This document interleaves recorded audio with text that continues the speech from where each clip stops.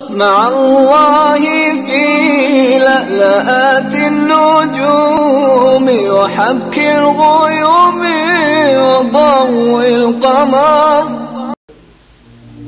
نحمده ونصلي على رسوله الكريم اما بعد بسم اللہ الرحمن الرحیم۔ معزز خواتین و حضرات، السلام علیکم ورحمۃ اللہ وبرکاتہ۔ ایک سائل نے سوال کیا ہے کہ سفر پہ روانہ ہونے سے پہلے آدمی کو کیا کرنا چاہیے؟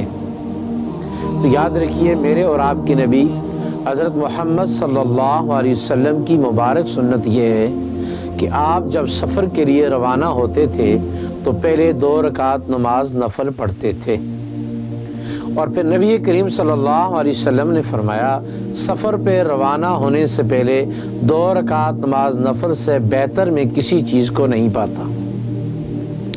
آپ صلی اللہ علیہ وسلم اپنے سفر کی ابتدا نماز سے کرتے تھے، اور جب نبی کریم صلی اللہ علیہ وسلم کا سفر مبارک اختتام پذیر ہوتا تو آپ علیہ السلام وہاں بھی 2 رکعت نماز قیام سے پہلے ادا فرماتے، اور نبی کریم صلی اللہ علیہ وسلم جب سفر سے واپس آتے اپنے گھر میں تو گھر میں آ کر نبی علیہ السلام مدینہ میں داخل ہونے کے ساتھ سب سے پہلے آپ مسجد میں تشریف لاتے اور 2 رکعت نماز نفل پڑھتے، اس کے بعد حضرت فاطمہ رضی اللہ تعالی عنہ کے گھر تشریف لے جاتے۔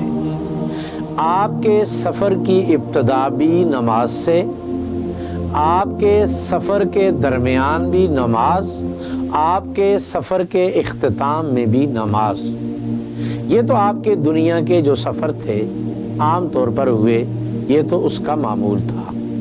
اگر ہم سیرت نبوی کا مطالعہ کریں تو آپ سرکار جب دنیا میں تشریف لائے تو آپ نے اپنی زندگی کے سفر کا آغاز بھی سجدے سے کیا۔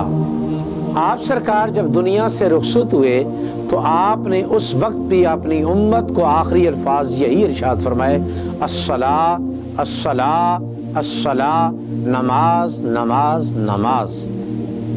اور جب محشر کے میدان میں امت نہیں پوری انسانیت کا مسئلہ کھڑا ہوگا، اس وقت بھی نبی کریم صلی اللہ علیہ وسلم اتنے بڑے مسئلے کو حل کرنے کے لیے پہلے دربار خدا بندی میں سجدہ فرمائیں گے، اس کے بعد اللہ رب العزت کی ذات اس سجدے کی برکت سے میرے بھائیو انسانیت کا مسئلہ حل فرمائیں گے۔ تو یاد رکھیے، نماز سے ہی آپ کے سفر کا آغاز، اور قیام میں بھی پہلے نماز، اور مدینے میں پہنچ کر بھی پہلے مسجد نبوی میں نماز۔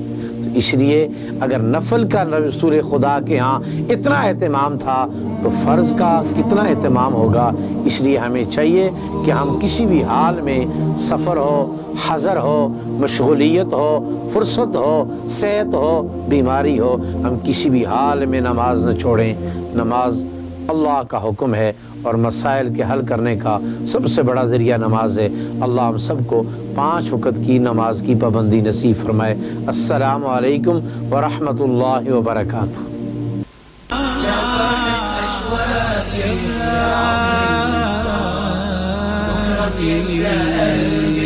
كل أيام الصعب